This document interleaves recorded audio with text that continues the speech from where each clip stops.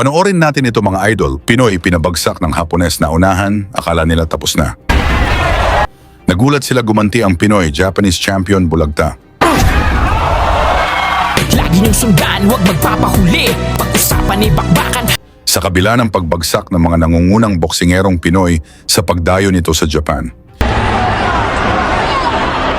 Meron pa rin tayong matatapang na mandirigma na walang takot dumayo sa balwarte ni Inoue. Siya si Giovanni Little Giant Escaner, tubong Sultan Kudarat, Mindanao. May 21 panalo, 19 dito ay knockout. At matapos ang sunod-sunod na dominanting panalo, 8 rito ay knockout, dumayo siya sa Japan upang subukin ang sariling kakayahan. Sa una niyang paglusob, pinatigil niya sa ika-7 round ang Japanese champion na si Junichi Ebisuoka. Pero para sa Japan, hindi pa tapos ang kwento. Makalipas lamang ang 5 buwan, muling pinabalik si Escaner. At sa pagkakataong ito, mas mabigat ang hamon. Sa kabilang sulok, ang undefeated knockout artist na si Naoto Uebayashi. 10 panalo, walang talo, 9 na knockout. Pinsan pa ng monster na si Naoya Inoue at itinuturing na isa sa future stars ng Japan. At nagbanta ito na papatayin ang Pinoy pagdating sa laban. Round 1, mainit agad ang laban, walang urungan. Si Escaner nakaasul na trunks.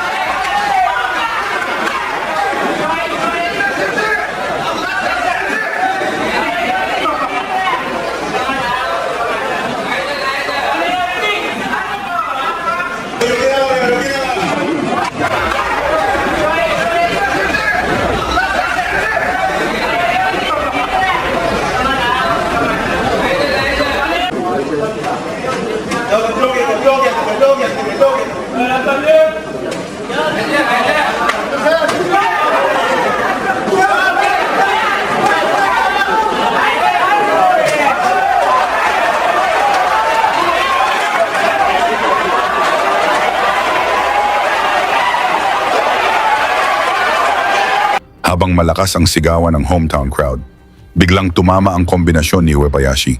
Bumagsak ang Pinoy, pero agad itong tumayo at doon nakita ang tibay ni Escaner. Hindi natakot, hindi umurong.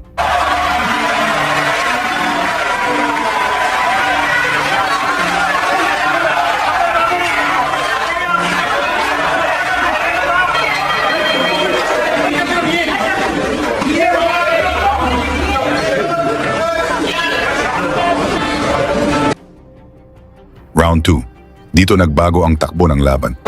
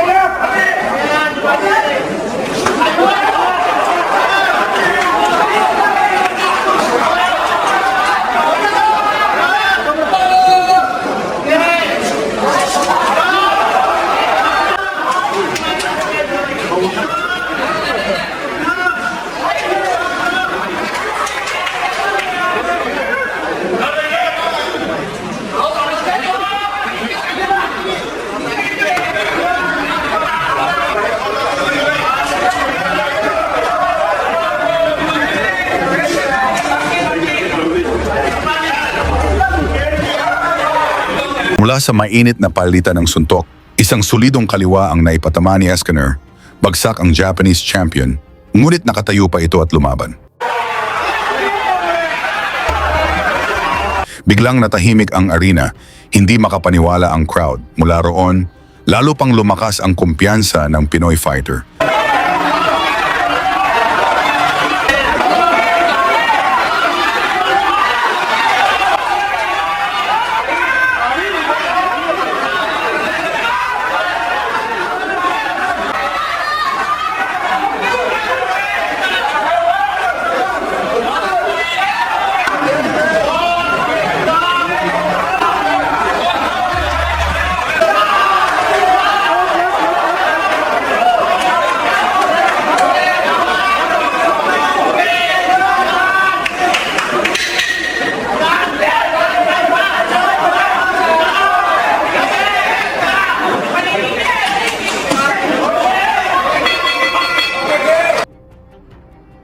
Round 4, mas naging agresibo si Escaner. Sunod-sunod ang kombinasyon. Mas matapang at unti-unting nahirapang sumabay si Webayashi.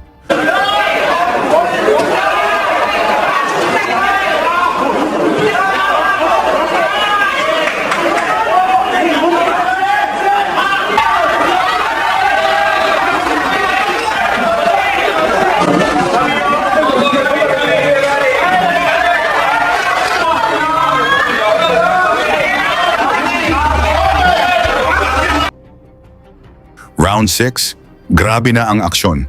Palitan ng suntok, palitan ng tapang.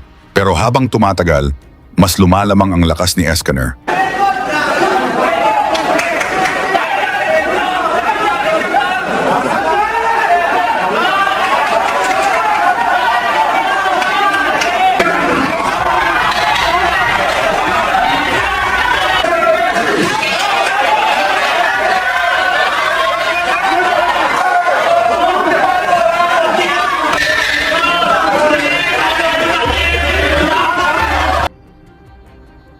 Umabot sa round 7 ang laban kung saan ang plano ng kampo ni Escaner ay patulugin ang kalaban upang makaiwas sa dayaan.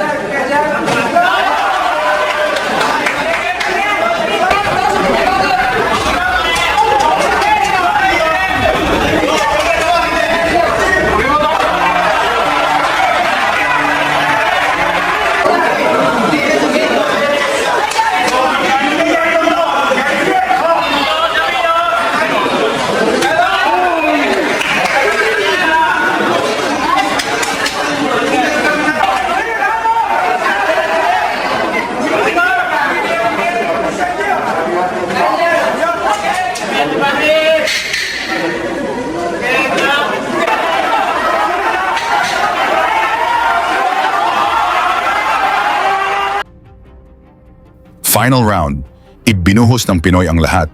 Sunod-sunod na matitinding suntok. Hirap ng depensahan ng Japanese boxer. Hanggang sa tuluyan itong bumagsak mula sa kombinasyon. Doon, pinahinto na ng referee ang laban. Technical knockout. Panalo ang Pinoy. Ano ang masasabi ninyo sa performance ni Escaner? May laban ba tayo sa mga Hapones? Ikakomento ninyo ang inyong opinyon. At isama ang inyong lugar para makita natin hanggang saan umaabot ang suporta ng mga Pinoy sa ating mga boxers. Lagi niyong sundan, huwag magpapahuli. Pag-usapan ni bakbakan, balita niya at laban. Mga Pinoy na di nagpapagapi. Salamat sa mga suporta na lagi nandyan.